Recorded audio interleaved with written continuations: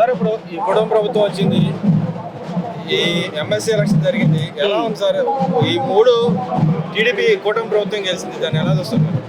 మొన్న జరిగిన 27వ తారీఖు జరిగిన పట్టభద్రుడు ఎమ్మెల్సీ ఎలక్షన్లు చూశారు కదా. కృష్ణా, గుంటూరు జిల్లా, ఉభయ గోదావరి జిల్లాల రెండే పట్టభద్రుడు ఎమ్మెల్సీ ఎలక్షన్లో పట్టభద్రులు ఏకపక్షంగా కూటమి అభ్యర్థికి ఓట్లు వేసి గెలిపించారు. అది చంద్రబాబు నాయుడు గారి ఈ 8 నెలల్లో పరిపాలన చూసి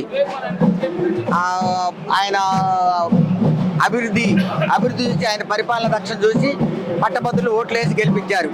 కానీ వీళ్ళు అంటున్నారు, వైసీపీ నాయకులు అంటున్నారు అక్రమ మార్గంలో గెలిచారని చెప్పి అంటారు. అక్రమ మార్గం వాళ్ళు ఎప్పుడు ఏదో చెప్పారు కదా, కింద పడి ఏదో చెప్పుకున్నట్టు ఉంటుందన్నమాట. వాళ్ళు అక్రమ మార్గం అంటే ఎలా, దేనికి చేతకాక వాళ్ళు పారిపోయారు. అభ్యర్థిని కూడా పెట్టకుండా పీడీఎఫ్ వాళ్ళకి మద్దతు ఇచ్చారు.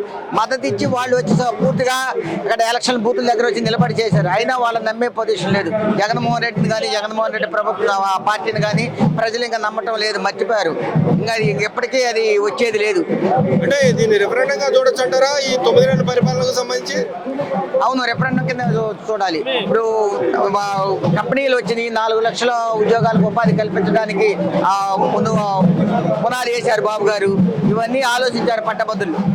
అంటే ఇక్కడ వాళ్ళ నాయకులు అంటున్నారు ఇంకా ఒక పథకం కూడా ఇవ్వట్లేదు, బడ్జెట్ లో పెట్టారే కానీ ఏం పథకాలు ఇచ్చే దాఖలాలు లేవు అని చెప్పి. బాబు గారు ఏం పథకాలు రాగానే ఉచిత గ్యాస్ ఇచ్చారు, 4,000 రూపాయలు పెన్షన్ చేశారు, 3,000 4,000 చేశారు, వికలాంగులకు 6,000 పెన్షన్ చేశారు, రైతులకు 1,600 కోట్ల డబ్బులు జగన్మోహన్ రెడ్డి పెండింగ్ పెడితే రాగానే చంద్రబాబు గారి ప్రభుత్వం ఉమ్మడి కూటమి ప్రభుత్వం ఇచ్చింది. తర్వాత ఫీజు రింబర్స్మెంట్, విద్యార్థులకు fee reimbursement pending Jaganmohan Reddy పెట్టడానికి చెల్లించింది.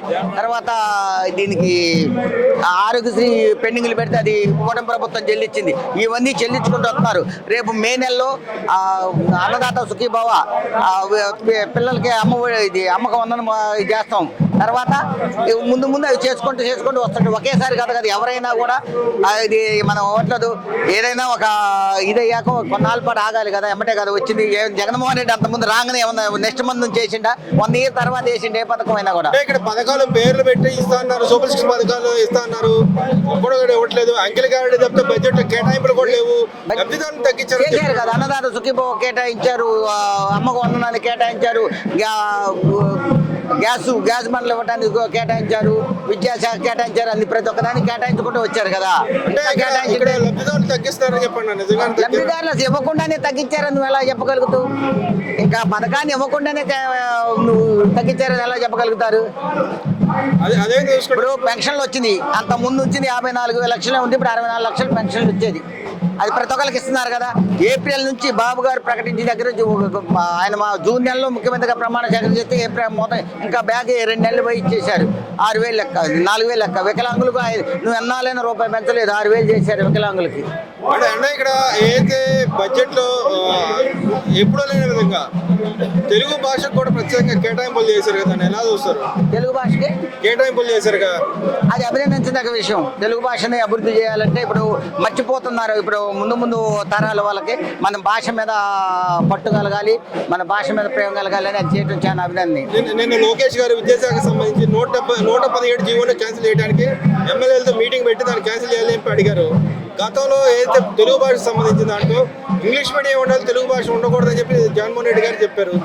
దీన్ని ఎలా చూస్తారంటారు? ఇంగ్లీష్ అనేది ఉండాలి, పిల్లలకు చెప్పడం ఉండాలి. తెలుగు భాషని మన మాతృభాషని మరవకూడదు. అమ్మ భాషని మనం చేసుకుంటూ వస్తేనే అది అన్ని భాషలు మనం చేయొచ్చు. అంతకుముందు మనం ఇప్పుడు ఇంగ్లీష్ భాష వచ్చింది కదా, అంతకుముందు తెలుగు మాట్లాడిన వాళ్ళు కదా, ఈ జాబులు చేసి అమెరికాలో వెళ్ళిన వాళ్ళు తెలుగు మీడియంలో చదివిన వాళ్ళే కదా. గత ఈ 20 సంవత్సరాల పూర్వం అంతా తెలుగు మీడియమే కదా. ఇప్పుడు ఇంగ్లీష్ మీడియం వచ్చింది. తెలుగు మాతృభాషను బట్టి మర్చిపోకూడదు. అదేవిధంగా ఏదైతే పోసాని మురళీకృష్ణ గారు అక్రమ అరెస్ట్ అంటారు, పోసాని మురళీకృష్ణ గురించి మాట్లాడడం ఇష్టం. అతను ఏమేమి మాట్లాడిండు, వాళ్ళు ఏమేం చేసిండు అనేది మొత్తం ఈ సోషల్ మీడియా వచ్చే ప్రజలందరూ చూశారు. ఇంత సానుభూతి లేదు, ఆయన ఏం చేసినా కూడా ఎవరు సానుభూతి లేదు. మరీ అన్యాయంగా ఘోరంగా మనం ఆడవాళ్ళు చూడని వినని మాటలు అలాంటివి మాట్లాడిండు.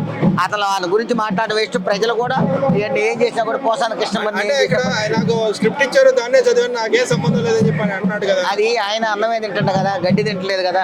ఎవడో తీసుకొచ్చి నిన్ను తిట్టమని, నీ తల్లిని తిట్టమంటే తిడతావా?